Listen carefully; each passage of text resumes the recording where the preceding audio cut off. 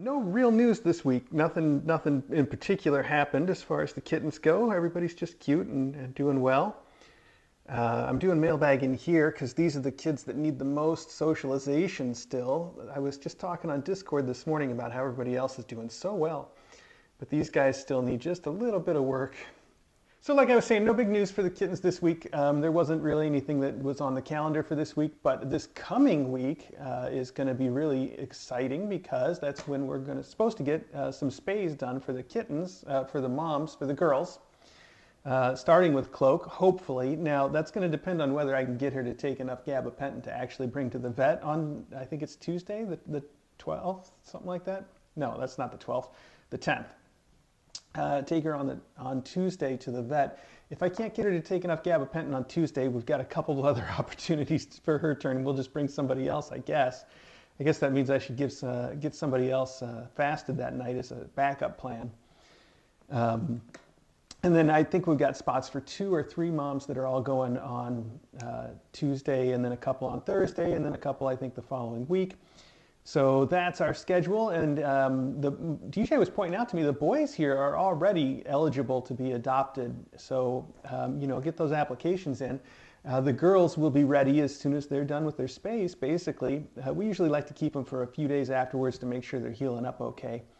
For the mom cats, maybe a week, but after that, they'll all be ready to go home, so we're coming right up on that. KACon is coming right up too at the end of the month. And we close on our house next Friday. Yeah, Friday, the 13th.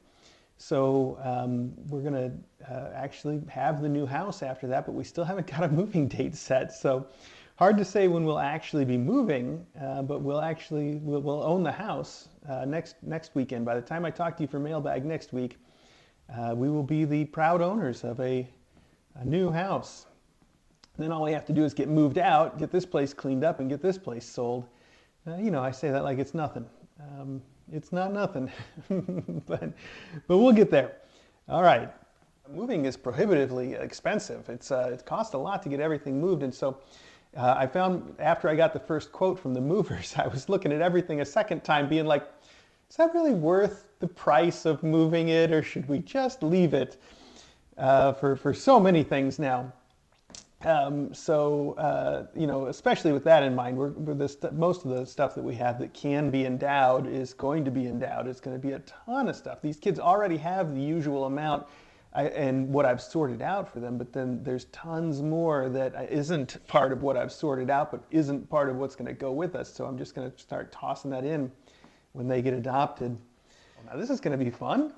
Tell us about where you and DJ lived before your first home purchase. Wow. I don't clearly recall us living together before we bought that house, but we must have. And as I recall, the place, actually, I'm trying to remember. There must have been some place in between. I don't think so. There's a place in Lisle, Illinois, where I lived for a while. And that must have been where I was, but then I can't picture us living together in that space. It may be the case that the house was the first place that we were together. Huh. The place that I lived in Lisle was a weird little community of like, gosh, I don't even know how to describe it, but they had a little ski hill, like an artificial ski hill, and then some ponds and a bar and everything right on premises. So it was a bunch of people that were into that kind of stuff with a bunch of condos and apartments, and it was really interesting. Like a party all the time, I guess. I'm trying to remember the name of it too. It's been so long. Four something, but I don't think it was Four Seasons, which would make too much sense. Huh. Man, it has been a long time. I'm going to have to ask DJ about it. She's got a much better memory for things than I do. And I'm going to have to ask her if we lived together at all before we moved in together and where we were. What do you miss about the Illinois house? Well, the number one thing that I miss about the Illinois house is the sunsets, because it was on a forest preserve and our backyard was huge. and had just a view, because the forest preserve, the part of it that we were on was mostly just like a field of like, wild grasses and stuff. So there weren't a lot of trees that were blocking our view right away. The rear of our house then, that was the direction the sun set, and every night the sunsets were just spectacular, just amazing. And so I really, that's the thing I miss the most about it. What will you miss about your current house?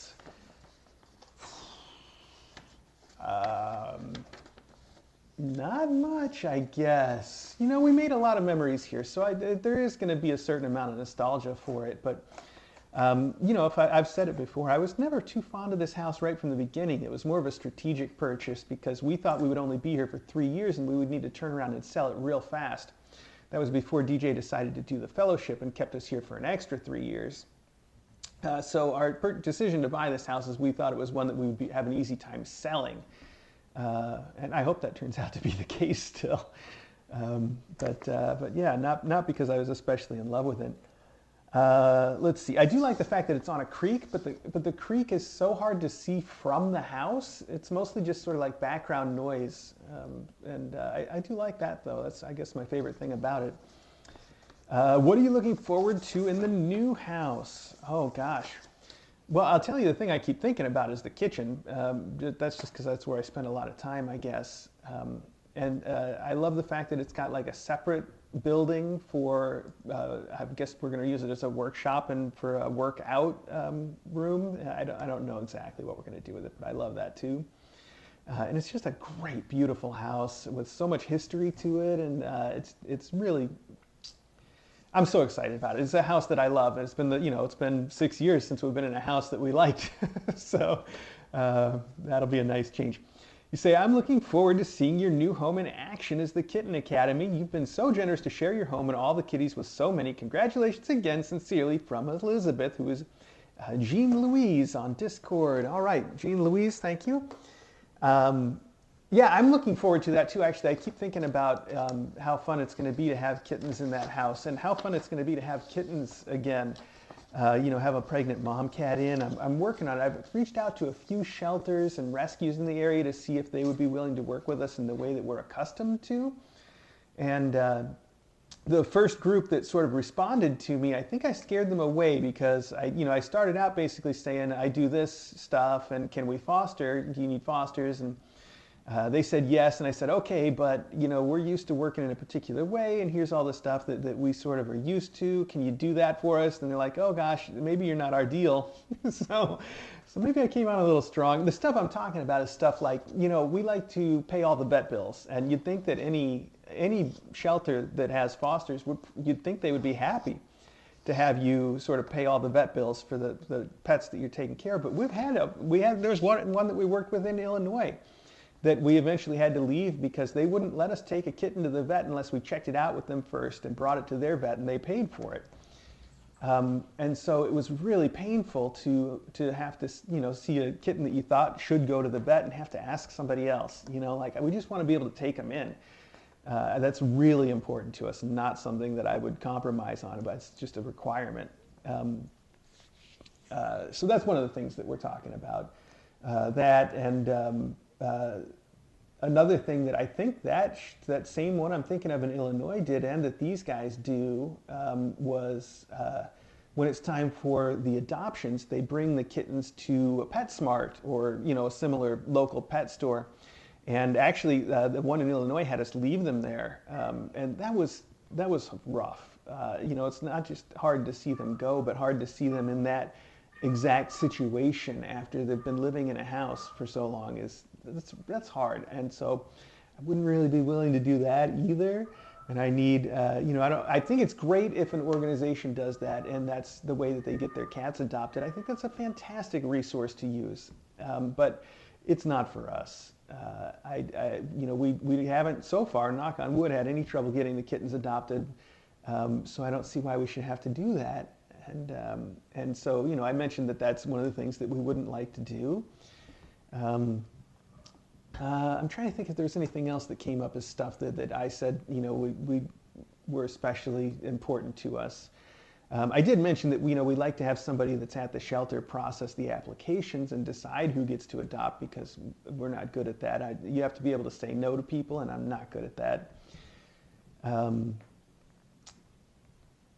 So yeah. Anyway, that was the first groups that sort of the first group that sort of responded to me. Like I said, I think I sort of scared them off, but they seem like nice folks. So there's no hard feelings or anything, and it's just basically a question of, well, we need to find one that is going to work with us the way that we sort of need to do it. So if a shelter isn't that, we want to find that out right up front. And so if these guys aren't that great, now we know, and keep going until we find one that does. As I mentioned, in Illinois, we worked with a few before we found one that we were really fully comfortable with, and would let us sort of work the way that we needed to at that point. So yeah, that's what we're on there. Anyway.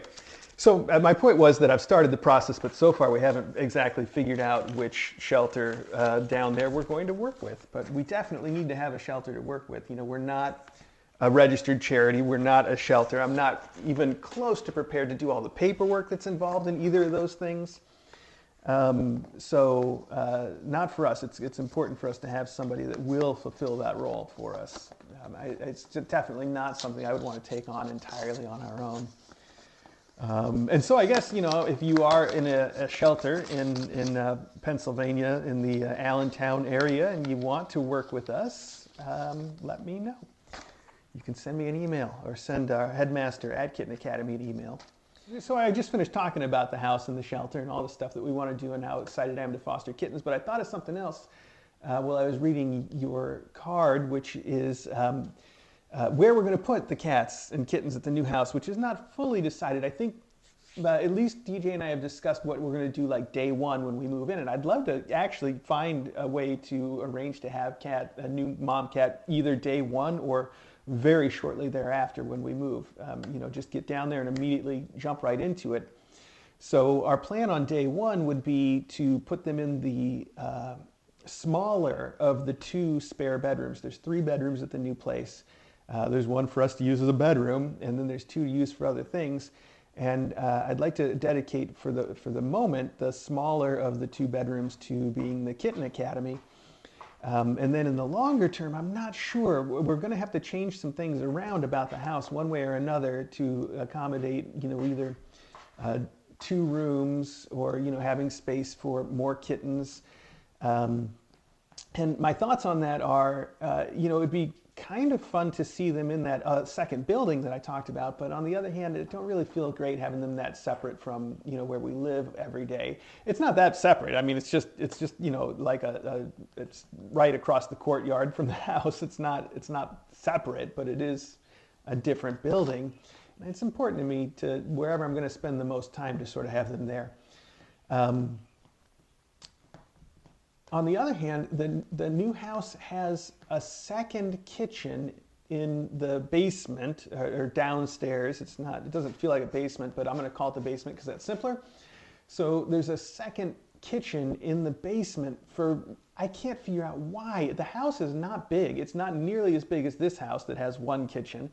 It's definitely not big enough to have 2 kitchens. It doesn't make the slightest bit of sense to me. I think it's a complete waste of that space. So I think the smart thing to do would be to convert that into another usable room.